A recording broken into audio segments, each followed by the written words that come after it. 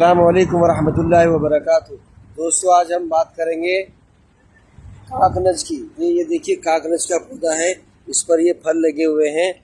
इसको रसबेरी भी बोलते हैं और रस भरी भी बोलते हैं, और हमारे इलाके बिजनौर में इसको पर्दा बमोलन बोलते हैं। आपके इलाके में इसको क्या बोलते हैं, कमेंट करके ज़रूर बताइएगा।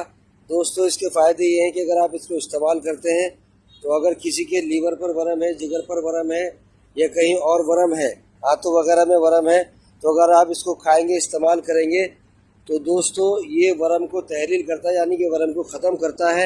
इसी तरीके से अगर ये आप इसका फल इस्तेमाल करेंगे तो ये लीवर को ताकत देता है, जिगर को ताकत देता है।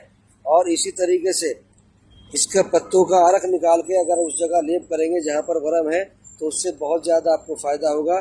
दोस्तों, इसी तरह की और वीडियो को देखने के लिए हमारे इंस्टाग्राम पेज को फॉलो कीजिए और हमारे यूट्यूब चैनल MU अंसारी 74 को सब्सक्राइब कीजिए। और अगर वीडियो आपको पसंद आए इसको लाइक और शेयर ज़रूर कीजिए। अस्सलाम वालेकुम वरहमतुल्लाह।